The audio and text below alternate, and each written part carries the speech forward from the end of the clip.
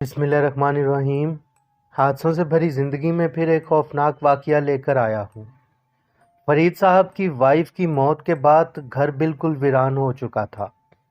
فرید صاحب اور ان کا ایک بیٹا وقار، پورے گھر میں صرف 2 ہی لوگ تھے جب بدقسمتی نے ان کے گھر پر ڈیرا ڈالا۔ وقار ابھی صرف 15 سال کا ہی تھا۔ کھانے پینے کی دقت کی وجہ سے فرید صاحب نے ایک میڈ رکھ لی۔ کچھ دن تو سب ٹھیک چلتا رہا، مگر پھر گھر میں کچھ تبدیلیاں نظر آنے لگیں۔ وقار اب بیمار بھی رہنے لگا تھا۔ فرید صاحب کو پہل تو لگا وقار کو ماں کی کمی کا احساس ستاتا ہے، مگر کچھ دن بعد یہ وہم بھی دور ہو گیا۔ وقار کی حالت روز پہلے سے زیادہ خراب ہوتی جا رہی تھی۔ وہ اب سارا دن بس اپنے روم میں تنہائی میں لیٹا رہتا۔ وہ میڈ رات کو واپس چلی جاتی تھی۔ وہ میڈ میں کچھ چیزیں فرید صاحب نے نوٹس کیں۔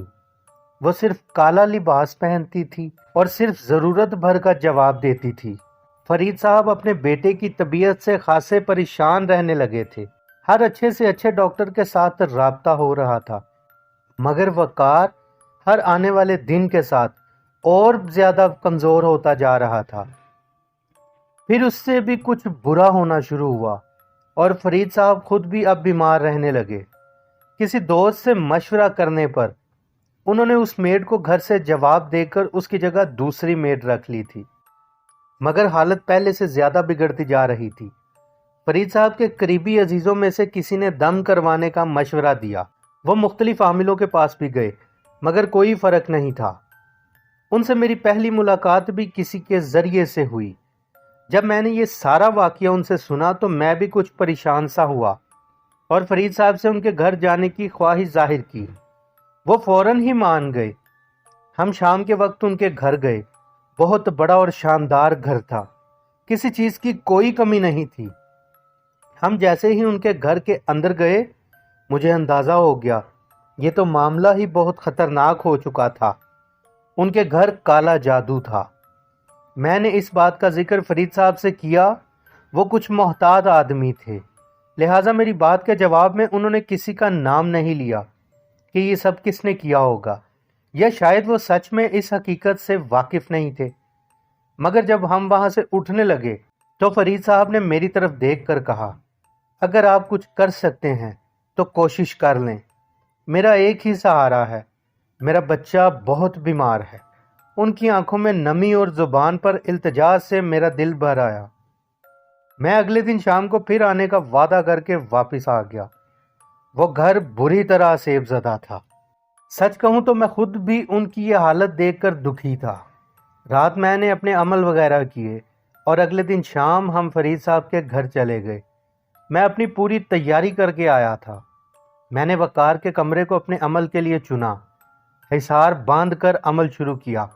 فرید صاحب اور میرے دوست اسی کمرے میں موجود تھے۔